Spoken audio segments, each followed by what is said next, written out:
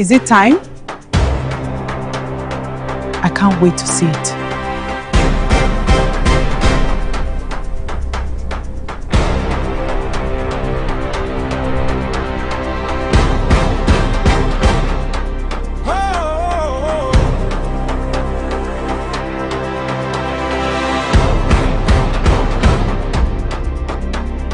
Voice of the people, stories that matter.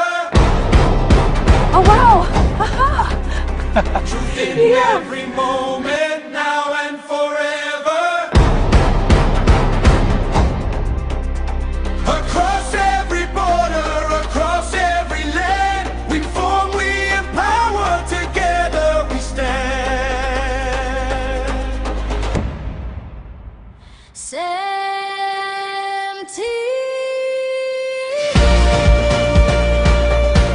From Africa to the world, connecting every voice.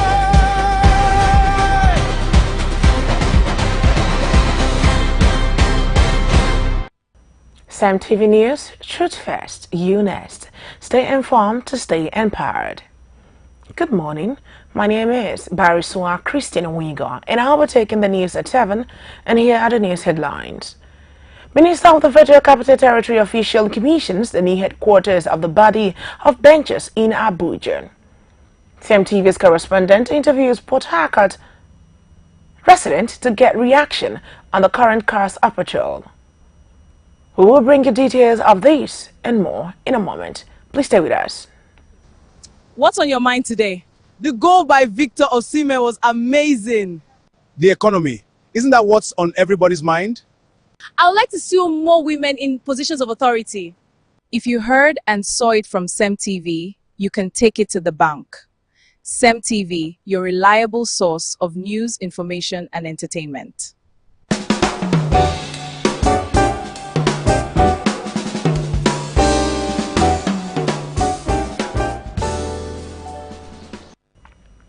Thanks for joining us. We began our report from Rivers, where the Niger Delta Development Commission and the DCE has donated relief materials to the Nigeria Correctional Service Rivers State Command as part of effort to cushion the effect of the current economic hardship on inmates.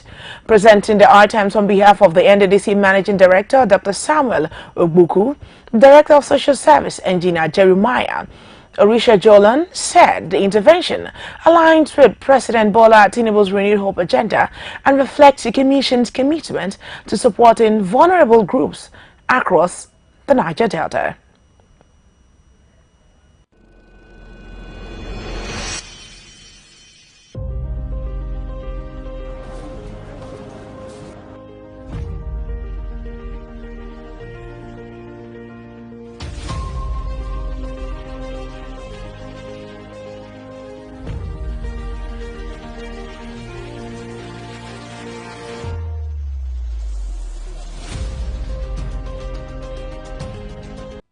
One of the interventions of transformational leadership of Dr. Samuel Ogbuku.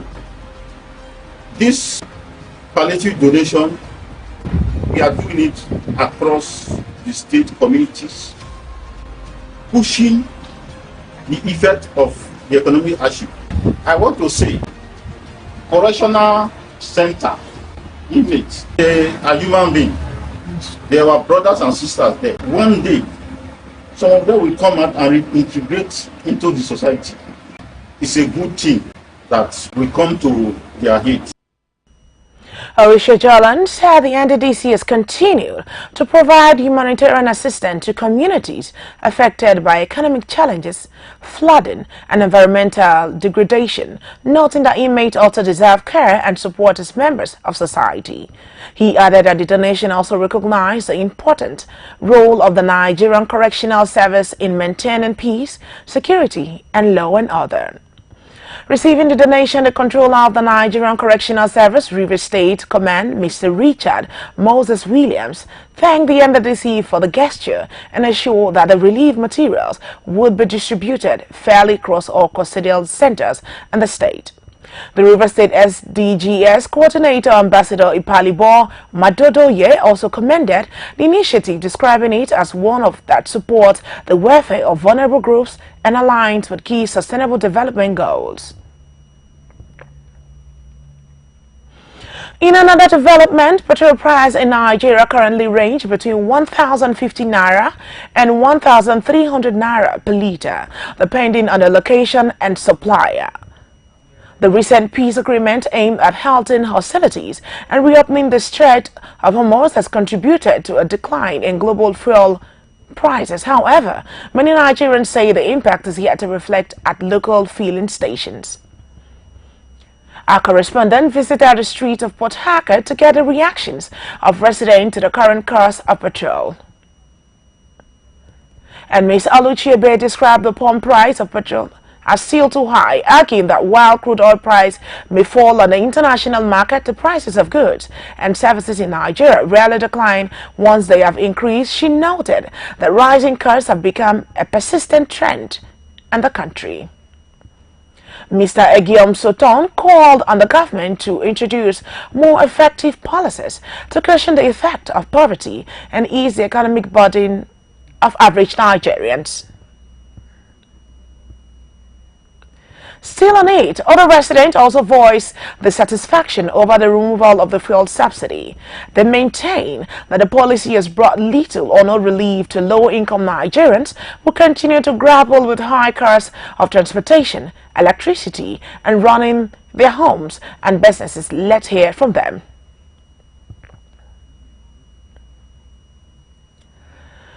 And we move over to other news. And on the National Front, human rights lawyer and senior advocate of Nigeria, San Femi Falana, has accused former Borno State Governor Ali Modu Sharif of having links to the Boko Haram insurgency, saying he expects to be sued over the allegations. Falana made the remarks while responding to a recent press briefing by Sharif, in which the former governor denied any connection to the terrorist group. One man, because this is very important, who started the Boko Haram crisis in Borno State, a governor, one Modu Ali Sharif, addressed the press 2 days ago and attempted to insult the collective intelligence and memory of Nigerians by denying any links with the dangerous, dreaded Boko Haram sect.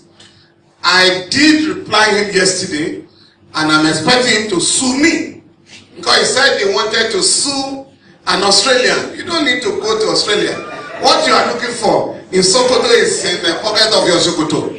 I'm ready to join issues with him, because not only did he sponsor that organization by providing funds for them, in 2003 he had a deal with the Boko Haram sect to get. He appointed Alhaji Bugu Foy as the Commissioner for Religious Affairs to implement Sharia in that state. When the man attended the first Executive Council meeting, he discovered that they were all talking about contracts and how to steal money. So he went back to the camp, the Boko Haram camp, and said, "Where you send me to is Gida Barawi, the house of thieves. I can no longer be part of them." So he was asked to resign, and that was how Foy resigned from the government of Modu Sharif. So to say that you don't know them is the greatest lie. I was just reminded this morning by somebody from Borno State that something was missing in my press statement.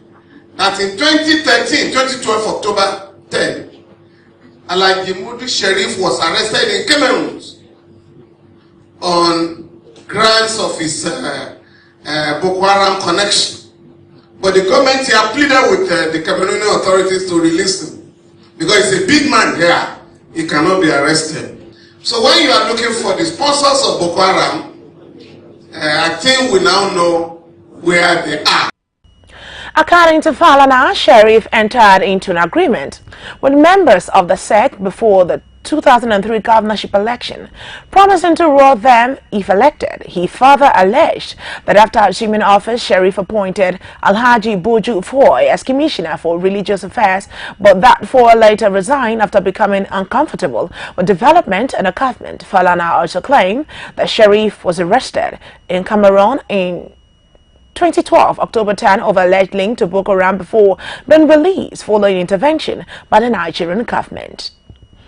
Still on it, Falana further recalled allegation previously made by Reverend Stephen Davis, an Australian negotiator involved during the administration of former President Goodluck Jonathan, who claimed that some prominent Nigerians, including Ali Modu, Sharif, financed Boko Haram. He criticized the government for failing to investigate those claims and also expressed concern over the country's security situation, stating that many Nigerian soldiers have become discouraged by the prolonged insurgency. Meanwhile, the federal government has announced plans to evacuate 270 Nigerians from South Africa as part of effort to bring back home citizens affected by ongoing xenophobic attacks and worsening security conditions. The evacuation will be carried out on special air peace flights scheduled to depart Lagos for Johannesburg on Tuesday, July 7th, and return to Nigeria, where the registered evacuees on Wednesday, July 8, 2026. Ministry of Foreign Affairs says the operation is the fourth evacuation flight under the government repatriation program. It also urged Nigerians still in South Africa to complete their documentation and take advantage of the free evacuation flight as the security situation in South Africa remains unsafe. To conclude on the national news this morning, Minister of the Federal Capital Territory, FCT Nyesom Wike, has officially commissioned the new headquarters of the body of benches in Abuja, which is the highest level legal institution responsible for admitting qualified lawyers to the Nigerian bar and ensuring discipline and professional standard within the legal profession.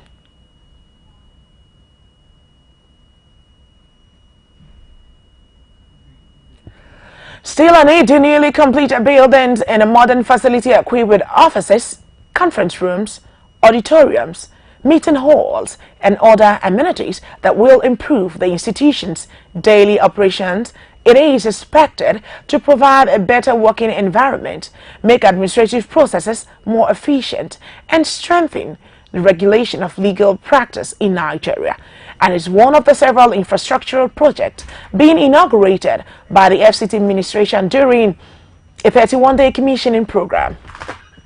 According to Wike, the initiative is aimed at improving Abuja's infrastructure, enhancing public services, and creating an environment that attracts investment and supports national development.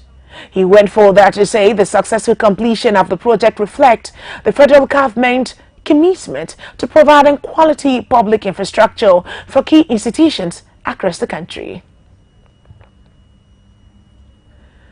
Report on African News says European Union has expanded the powers of its Operation Iran Naval Mission, which allows it to stop, inspect, and detain ships suspected to be part of Russia's shadow fleet, also known as all the oil tankers, which are believed to help Russia avoid international sanctions by using false registrations and changing flags to hide their ownership and cargo.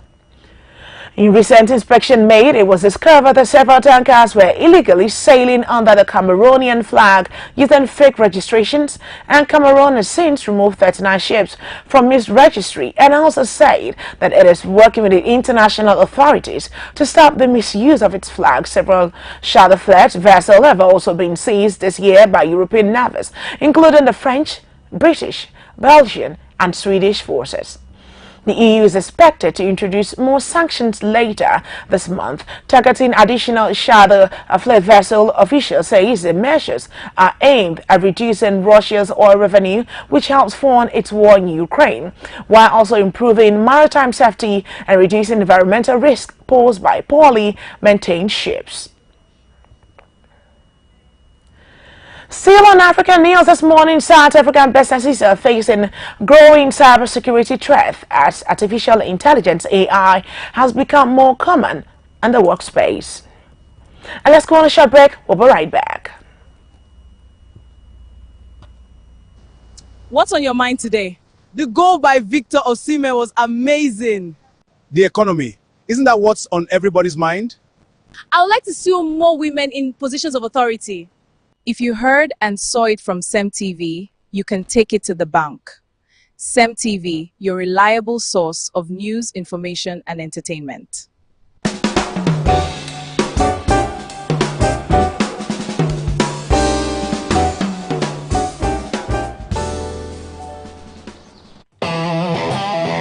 The birthing of something new, African, Nigerian.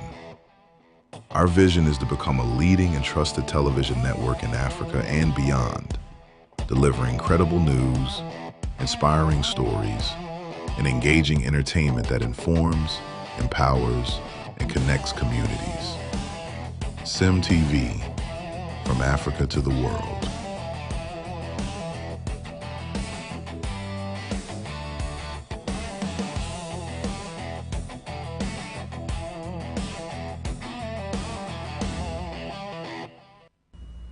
Salem, South Africa report by cybersecurity company known as KnowBe4 discovered that nearly 2/3 of employees believe that they could be fooled by AI-generated scams, while 86% said that AI-created voice and video content is not realistic, that it is difficult to tell the difference between genuine voice and video content from AI.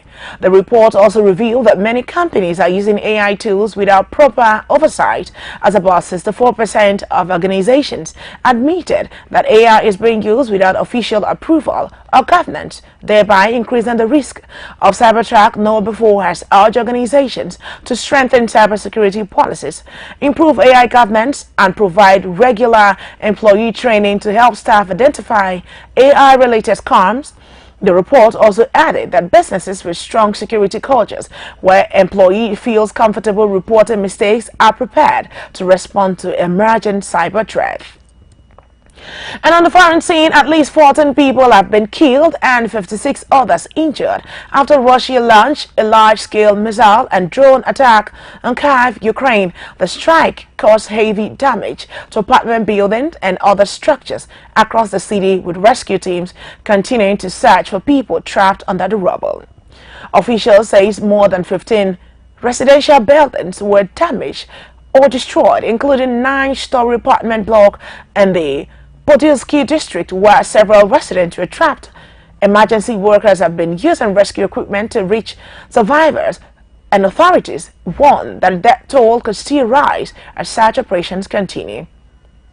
Kyiv Major Vitaly Klitschko and the head of the Kyiv City Military Administration, Taimu Chakento, said the attack caused widespread destruction in several districts of the capital. Emergency services remain at the affected site, providing medical assistance and clearing debris as rescue efforts continue.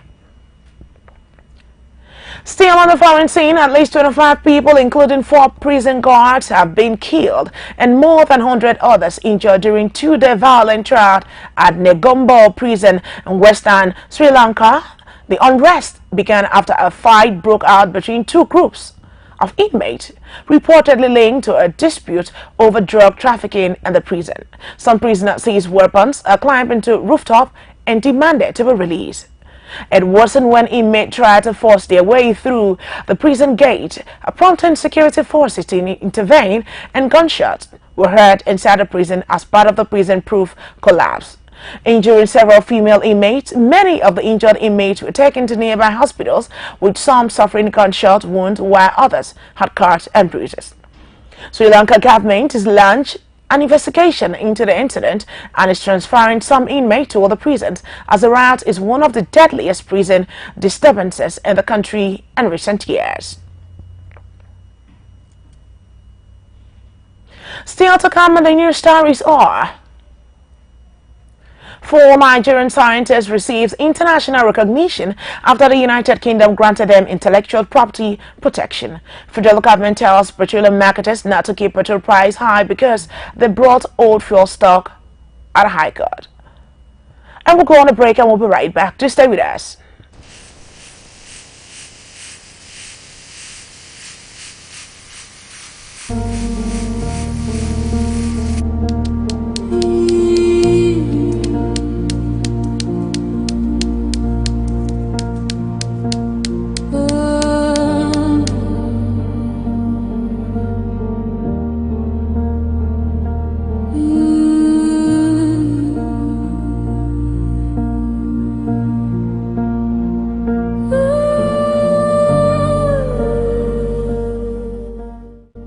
This is CEMTV, reliable news and entertainment.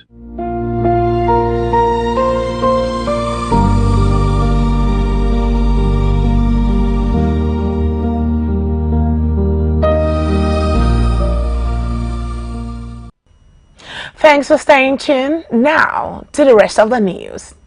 In health, 4 Nigerian scientists have received international recognition after the United Kingdom granted them intellectual property protection for the new medical imaging device called the Self-Calibrating Optical Imaging Photodetector, which was officially registered by the UK Intellectual Property Office in November 2025.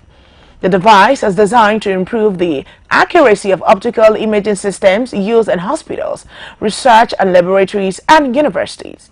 The new technology solves a common problem in medical imaging by automatically keeping the system properly calibrated during use, unlike older systems that require frequent manual and adjustment, as it has built-in self-calibration feature that helps maintain clear and accurate images, which helps in reducing human errors, improve efficiency, and provide more reliable results for medical diagnosis and scientific research. It was developed by Professor Okechukwu Felix Erondun, Onu Matthew Ijiga, Professor Tava Sombo, and Dr. Pevaga Rex Jubu, who combine their expertise in radiography physics and optical engineering. And in business this morning, federal government has told petroleum marketers not to keep petrol price high because they bought old fuel stocks on high cost. The government noted that as global crude oil prices have fallen, the newly reduced price of buying petrol should be reflected and the petrol price for Nigerians, stressing that a deregulated market should benefit consumers, not allow companies to make extra profit from old inventory. At a meeting with the Nigerian midstream and downstream petroleum regulatory authorities, fuel marketers, and other industry stakeholders, the Minister of State for Petroleum Resources, Oil, Henneke Lukbobiri, said fuel prices should be based on current replacement costs, not past purchase price. He acknowledged that factors such as exchange rate, transportation, and logistics also affect fuel prices, both one that keeping prices unnecessarily high increases inflation and makes transportation, food, and other goods more expensive. The government further noted that it remains committed to protecting consumers after the removal of fuel subsidy. It directed the NMDPRA to closely monitor the market and ensure that any reduction in fuel supply costs is quickly reflected in pump prices. And in sport this morning, Cape Verde national football team has received a hero's welcome in Pareal, Verde's capital, after returning from their historic FIFA World Cup debut. Thousands of fans gathered at the airport to celebrate the Blue Sharks despite their defeat by Argentina. The homecoming also considers Cape Verde's 51st Independence Day celebrations. The national football team goalkeeper Voziha thanked supporters for their love and support, saying the team had hoped to go further but was proud to celebrate with the nation. Cape Verde ranked 67th in the world before the tournament. The head coach Bobista praised his player for proving that a small nation as Cape Verde can compete with the world's best football nation and players like Lionel Messi and Cristiano Romero among as Argentina's key players, saying they had made history and given the country a reason to be proud. Another story making headlines and entertainment this morning is the popular Nigerian on-air personality and content creator Chinedu Ani Emmanuel, popularly known as Nedu Wazobia, has said his exit from the Honest Bunch podcast was due to an ownership dispute and not the controversy involving Veritach Man, as many had believed. According to Nedu, he conceived the idea of the podcast while he was still working in radio and entered into a verbal 50-50 agreement with a production company. Under the arrangement, the production team was to provide the equipment and handle editing while he focused on hosting. He admitted that relying on a gentleman's agreement without formally documentation was a mistake. Nedu said the situation escalated when the production partners informed him that they planned to suspend him from the podcast during the controversy. A subsequent search of the Corporate Affairs Commission (CAC) record, he claimed, revealed that the Honest Bunch had been registered solely under the production company's name. He said that upon discovering he had no legal ownership of the podcast, it ultimately influenced his decision to leave the show. And that is CEMTV News at 7, but before we go, let's take a look at the headlines. We also inform you that CEMTV's correspondent interviewed Port Harcourt residents to get reactions on the current cost of petrol. And in national scene, the Minister of the Federal Capital Territory has officially commissioned the new headquarters of the Body of Benchers in Abuja. And in health, 4 Nigerian scientists have received international recognition after the United Kingdom granted them intellectual property protection. And in business this morning, federal government has told petroleum marketers not to keep petrol price high because they bought old fuel stock at a high cost. You have been watching CEMTV News at 7. Do ensure to follow us via our social media handle at CEMTVPLUS across X, Facebook, Threads, and Instagram. We are also available on MyComSat channel. Do well to watch us on free-to-air. CEMTV News, truth fast, you nest. Stay informed to stay empowered. I am Bariswa Christian Wigo. Thanks for staying here. Good morning.